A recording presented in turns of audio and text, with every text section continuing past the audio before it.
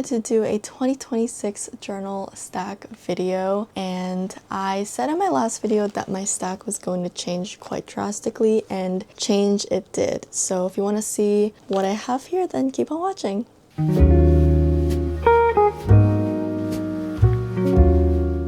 So starting off, this is the journal that has changed the most. It was in place of my Hobonichi A6, but this year I decided to go with the Love and Trip Standard Size Traveler's Company notebook. And the charm I have here is from an old keychain that I just took apart. And I also have a mishmash of charms up here. Getting into the journal itself, we have a brass clip from Traveler's Company here, and it's purely for aesthetic purposes because it's just holding a photo strip of my boyfriend and I from one of our friends' weddings. And here we have a dashboard in the plastic clear zipper folder from Traveler's Company.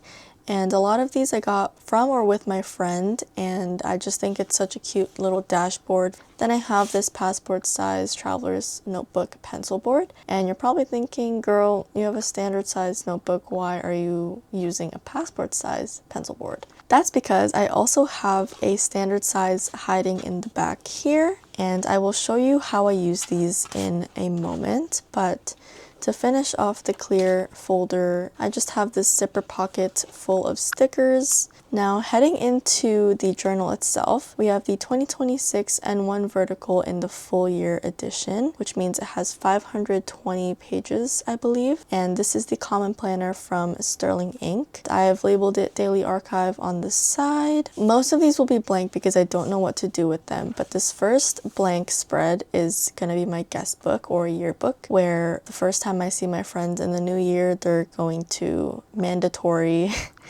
sign my journal. And I got this idea from Alejandra on YouTube. I don't remember her channel name, so I thought that was just such a good idea, especially because this is a memory keeping book. I miss having a yearbook, and we stopped having yearbooks after high school, so this is the best way for me to implement something of that sort. The next page, I have no idea what to do with this or this, although I do want to use this yearly tracker. And then up here, as our first encounter, we do have some Midori, I think they're called Chitori tabs, but they're the metal ones, and I have them in gold.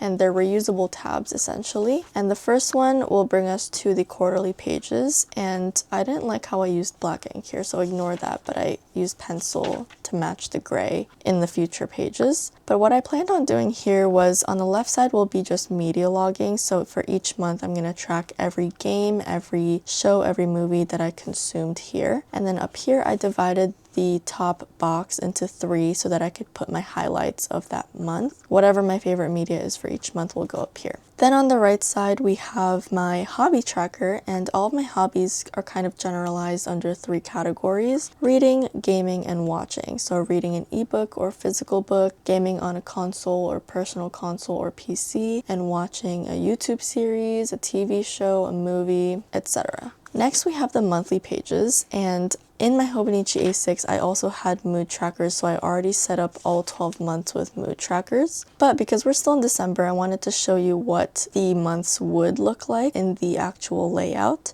I plan on doing this for the rest of the year because it's very simple. It's not too much of a hassle or commitment. It'll be more bold if the event is more memorable, I suppose. But then I also add stickers to further commemorate. So a star is for my personal development. So for instance, I added a star for this new job. For birthdays, I added a smiley face sticker. If it's anything with my boyfriend, then it'll be a blue dot, and any other colored dot will be with a friend or acquaintance. Moving on to the next tab, we have the weekly pages, and I haven't set anything up because I don't know what to do with the margins. However, the timelines will function as timeline. Not for planning, but for memory keeping, especially if I don't have enough time to jot down a full daily entry. This is a good way to just summarize everything that happened, and I'll remember exactly what I need to write. Finally, we have the daily page layout, and before we get into that, we do have a cover page, and this is going to be my About Me page, and I'm going to add a passport style photo here and make sort of a case file of myself, my dislikes, my likes of present me,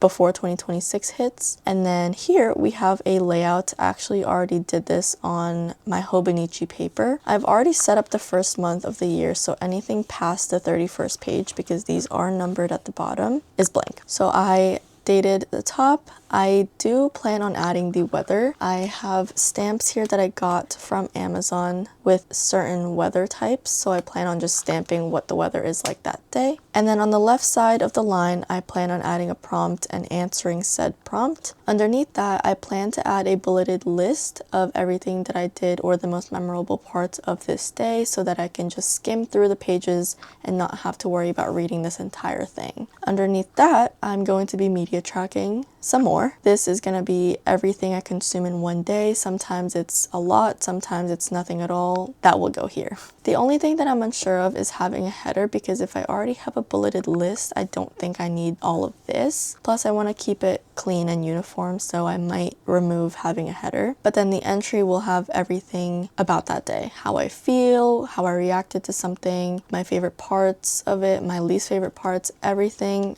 uncensored will go in here. As for using both sizes of pencil boards, I realized that because this book is quite thick with 500 something pages, that one side will always be thinner than the other, but I stick one of the pencil boards, the bigger one, behind the page that I'm going to write on that's on the thin side. And because Tomorrow River paper is very thin, your finger sweats and oils will affect it significantly, which surprised me when it first happened to me, but it's true. If you use fountain pen ink, it will start skipping over it and you're gonna get really frustrated. And it's happened to me and I didn't know why until somebody told me that that happened. And now here we are. And then I use the passport size to just hold down the page with whatever finger will be on the page. So that is it for this one.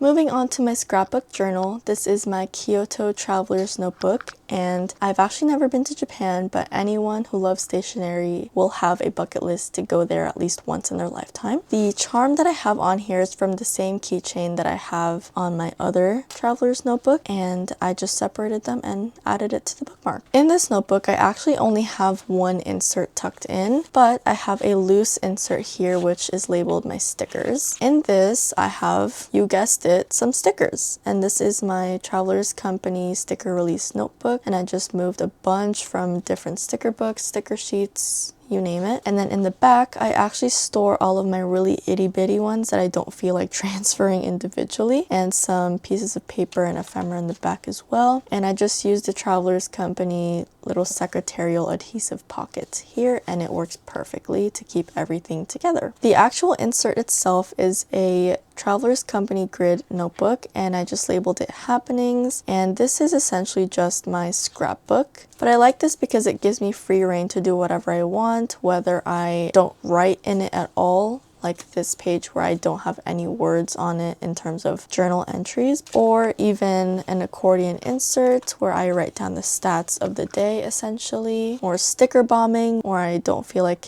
thinking too hard about the decorations and the layouts, or just a little shopping trip or a little package that I want to commemorate. So it doesn't have to have words, but sometimes I will, like this, and sometimes it'll be way more than this as well. I love this kind of journaling. So that is it for my scrapbook journal. Finally, we have my passport size, and this has been my daily driver for the past almost 2 years. And this is an olive Passport Travelers Company notebook. I have charms that spell out my name. This green band did not come with this. My friend gave me some extras so that I can replace it with this. I have this fake brass clip that weighs down the page when I'm writing in mid-air, and it's fading so you know it's fake. And then we have a Midori pen loop, and I just have my Pilot G2 in 0.38 on here. Inside, I just have a clear zipper folder, and in the 2 card slots, I have a Polaroid of my boyfriend and I, and an expired voucher to Chick-fil-A from a baseball game we went to. Back here, I have a pencil board, and I used to use this way more often than I do now, but it just serves as a memory to timestamp when I got this, but also as a decorative piece. Then we have 3 notebooks that I'll get to in a second. In the back, I have 2 different colored dot stickers, some unused post-its, and some little notes that I just want to keep on me. The first notebook I have are my sermon notes, and this is using a Muji Passport notebook. I plan on switching to a grid traveler's notebook in the new year because it has 64 pages, whereas this has 24. It's been working really well for me. I write really small, so I'm able to fit most of my notes on one page. For instance, here is one page and here is another. But sometimes I do take up to 3 pages. It doesn't happen often, but it did happen a couple times in 2025, so that's something I have to keep in mind. Then I have my eating and drinking journal, and this is something that I usually only fill out when I'm with my boyfriend because we are the ones that go out to eat the most. So sometimes we don't remember where we ate, what we've tried, what we liked. So I got this idea from someone on YouTube. I cannot remember who it is though because I watched it quite a while ago. This portion was my idea just because typical commonplacing, and one is for eating and one is for drinking, and sometimes these establishments cross over and have both stickers. So I can't show you the entries because I do write the town and the state, and most of them are local to my location. However, I can let you know verbally how the layout looks. So I have a sticker on the left side indicating if it's for eating or drinking, and then I have the title or the name of the establishment, and underneath that I have the town and the state, and then a full breakdown of what we ordered food-wise and drink-wise, and the last category is vibes. And out of a 10-star rating, we rate each thing individually, and then we average it out to have an overall score that goes to the right of the establishment name. Finally, we have my blank notebook, and I think this is the same one that came with the leather when I first got it. I haven't finished it, but it's just a scratch pad for me, and I use it to plan things out, things like ideas, journal lineup, breakdowns, pen testing, lists. I'm blanking on what's in here, but just anything that I would need a scratch pad or a post-it note for, it goes in here. So that is it for my 2025 journal lineup. I hope you guys enjoyed this video. I'm so looking forward to seeing everyone else's 2026 lineup videos, but I hope you have a blessed day, and I will see you when I see you. Bye!